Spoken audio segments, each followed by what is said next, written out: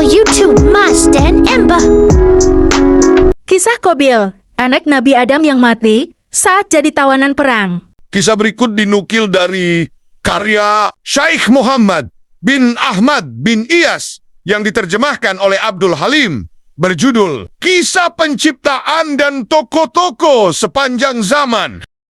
Ed Salabi mengatakan, setelah Nabi Adam mengetahui Habil terbunuh, selama setahun dia tidak tertawa dan tidak bergaul dengan Hawa, maka Allah berfirman kepadanya, "Hai Adam, sampai kapan tangisan dan kesedihan ini? Sesungguhnya aku akan memberikan pengganti dari anak itu untukmu dengan anak yang terpercaya dan akan menjadi nabi, dan dari keturunannya akan kujadikan para nabi hingga hari kiamat. Tandanya adalah dia akan dilahirkan sendirian, tidak mempunyai saudara sekandung. Apabila lahir anak itu, namailah dia Shits." Dalam bahasa Suryani nama tersebut, Shits, berarti hamba Allah. Ketika Hawa mengandung anak itu, kandungannya tidak terasa berat dan dia melahirkannya. Tidak merasa payah. Hawa melahirkan Shits 100 tahun. Setelah terjadinya pembunuhan Qabil terhadap Habil, At-Salabi menceritakan bahwa setelah Shits terlahir dan tumbuh besar, Nabi Adam mengasingkan diri, beribadah kepada Tuhannya, dan membaca syuhuf. Shitslah yang mengurus urusan saudara-saudaranya dan memutuskan persoalan yang ada di antara mereka. Ketika Nabi Adam tenang beribadah kepada Allah, tiba-tiba Allah memberi wahyu kepadanya. "Hai Adam, nasihatilah anakmu, Shits, dengan sesuatu yang aku nasihatkan kepadamu. Sebab aku akan merasakanmu kepada kematian yang telah aku tuliskan untukmu dan untuk anak-anakmu hingga hari kiamat." Mendengar firman tersebut, Nabi Adam kaget dan berkata, "Apa kematian yang telah engkau janjikan kepadaku itu?" Kemudian Nabi Adam mendatangi Shits. Dia memberikan wasiat kepadanya tentang berbagai hal. Dia memberitahukan kepadanya tentang terjadinya topan dan kehancuran alam. Dia mengajarkan kepadanya tentang waktu-waktu ibadah dalam sehari semalam. Dia mengeluarkan seutas tali dari sutra yang memuat gambaran para nabi dan orang-orang yang menguasai dunia. Tali tersebut diturunkan kepada Nabi Adam dari surga, kemudian dia memberikannya kepada Shits dan menyuruhnya untuk dilipat dan disimpan di dalam tabut sejenis peti yang harus terkunci. Lalu Nabi Adam mencabut beberapa lembar rambut dari janggutnya dan meletakkannya ke dalam tabut tersebut sambil berkata, "Hai anakku, ambillah rambut-rambut ini. Bawalah bersamamu ketika menghadapi urusan yang penting. Rambut-rambut tersebut akan membantumu untuk mengalahkan musuh-musuhmu selama ada bersamamu. Apabila engkau melihat rambut-rambut tersebut memutih, maka ketahuilah bahwa ajalmu telah dekat dan engkau akan meninggal pada tahun itu." Kemudian Nabi Adam mencopot cincinnya dan memberikannya kepada Shits serta menyerahkan tabut dan syuhuf yang telah diturunkan kepadanya. Nabi Adam berkata, "Wahai anakku, perangilah saudaramu Qabil. Sesungguhnya Allah akan menolongmu untuk mengalahkannya." Demikianlah wasiat terakhir yang disampaikan oleh Nabi Adam kepada anaknya Shits. Diriwayatkan, semenjak Nabi Adam diturunkan ke bumi, dia hidup berumur 1000 tahun. Dalam makna ini, seorang penyair mengatakan, "Engkau mengharapkan kekal di tempat yang tidak kekal. Pernahkah engkau mendengar kenikmatan yang tidak pernah berubah? Aku telah merasakan sulit dan senangnya perjalanan waktu. Akan tetapi, aku tidak mendapat sita-sita dan manisnya hidup." Wahab bin Munabbi mengatakan, ketika Adam meninggal, Shits telah berusia 400 tahun. Dia telah diberi tabut, tali, pedang, dan kudanya yang bernama Maimun, yang telah diturunkan kepadanya dari surga. Apabila kuda itu meringkik, semua binatang yang melata di bumi menyambutnya dengan tasbih. Shits telah diwasiati untuk memerangi saudaranya, Qabil. Dia pergi untuk memerangi Qabil, dan akhirnya perang itu pun berkecamuk Itulah perang pertama yang terjadi antara anak-anak Adam di muka bumi. Dalam peperangan itu, Syits memperoleh kemenangan dan dia menawan Kabil. Kabil yang sebagai tawanan berkata, "Wahai Syits, jagalah persaudaraan di antara kita." Syits berkata, "Mengapa engkau sendiri tidak menjaganya?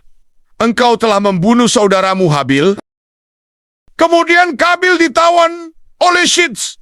Kedua tangannya dibelenggu di atas pundaknya, dan dia ditahan di tempat yang panas sampai meninggal. Kabil bermaksud menguburkannya. Tiba-tiba iblis datang kepada mereka dalam rupa malaikat. Iblis berkata kepada mereka, "Jangan dikubur di dalam bumi." Iblis membawakan 2 batu hablur yang telah dilubangi tengah-tengahnya. Dia menyuruh mereka memasukkan Kabil ke dalam ruang antara 2 batu hablur itu, memakaikannya pakaian terindah, dan meminyakinya dengan ramuan-ramuan tertentu, sehingga dia tidak akan mengering. Lalu iblis menyuruh mereka menyimpannya di sebuah rumah, diletakkan di atas kursi yang terbuat dari emas, dan memerintahkan kepada setiap orang yang masuk ke rumah itu untuk bersujud kepadanya sebanyak 3 kali. Iblis memerintahkan kepada mereka untuk merayakan upacara tahun-tahunnya dan berkumpul di sekitarnya. Kemudian iblis mewakilkan urusan ini kepada setan. Setan itulah yang kemudian berkomunikasi dengan mereka, sehingga manusia terus-menerus sujud kepada Kabil. Sementara Nabi Syits, setelah dia menunaikan tugasnya memerangi Kabil, ia pulang ke negeri Hindi India dan menetap di sana sebagai juru pemutus yang adil di antara manusia. Wahab bin Munabi mengatakan bahwa Hawa, istri Adam, meninggal di zaman anaknya, Syits.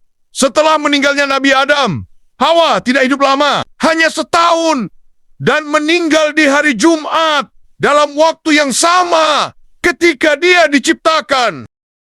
Diriwayatkan bahwa Hawa dikuburkan berdekatan dengan Nabi Adam. Setelah kepergian mereka, Allah menurunkan 50 sahifah kepada Nabi Syits. Dialah orang pertama yang mengeluarkan kata-kata hikmah. Dialah yang pertama kali melakukan transaksi dengan emas dan perak, dan orang pertama yang memperkenalkan jual beli, membuat timbangan dan takaran. Dan dialah orang pertama yang menggali barang tambang dari dalam bumi. Selanjutnya, Nabi Syits mempunyai seorang anak laki-laki yang diberi nama Anusi. Di kening Nabi Syits terdapat kohaya, Muhammad yang berpindah kepadanya dari Nabi Adam. Setelah Anusi lahir, cahaya tersebut berpindah ke keningnya. Oleh karena itu, Nabi Syits tahu bahwa ajalnya sudah dekat. Dia melihat rambut rambut yang diberikan oleh Nabi Adam. Dan ternyata dia melihat rambut-rambut tersebut telah memutih. Maka pada tahun itu Nabi Syits meninggal dunia dalam umur 900 tahun. Wahab bin Munabi mengatakan, setelah Syits meninggal, dia digantikan oleh anaknya, Anusi. Sebelum meninggal, Syits menyerahkan tabut, tali, suhuf, dan cincin kepada Anusi. Anusi berperilaku baik dan memutuskan dengan benar. Kemudian dia menikah dengan seorang wanita yang kemudian mengandung seorang anak. Setelah anak itu lahir, cahaya Nabi Muhammad SAW yang ada pada Anusi pindah ke wajahnya. Anak tersebut diberi nama Kainan. Anusi terus melakukan kebiasaannya sampai dia menemui ajalnya. Sebelum meninggal, dia serahkan tabut dan syuhuf kepada anaknya, Kainan. Dia memberi wasiat dan mengangkatnya sebagai pengganti setelahnya. Wahab bin Munabi mengatakan, setelah Kainan diangkat menjadi pemimpin, setelah bapaknya dia muncul di antara manusia dengan adil, menjalankan perilaku yang baik, kemudian menikah dengan seorang wanita yang bernama Uthnuk. Dari pernikahan tersebut, Uthnuk mengandung seorang anak laki-laki. Setelah lahir, anak tersebut diberi nama Mahlaila, dan cahaya Nabi Muhammad SAW berpindah ke keningnya. Selanjutnya, Kainan sakit yang membawanya kepada kematian. Maka dia serahkan tabut dan suhuf kepada anaknya. dan mengangkatnya sebagai penggantinya. Berek, Malaila meninggal dan cahaya beralih ke anaknya yang bernama Yarid. Yarid pun meninggal dan cahaya itu berpindah ke anaknya yang bernama Uhno, yang kemudian dikenal dengan Idris. Itulah kisah kematian Kobil saat jadi tawanan perang dan dibunuh oleh saudaranya sendiri, yakni Nabi Shits. Kabil dianggap sebagai pelopor pembunuhan di bumi, sehingga menanggung dosa setiap nyawa yang dibunuh secara zalim setelahnya. Terima kasih sudah menonton. Semoga video ini bermanfaat. Subscribe, like, share, dan komen.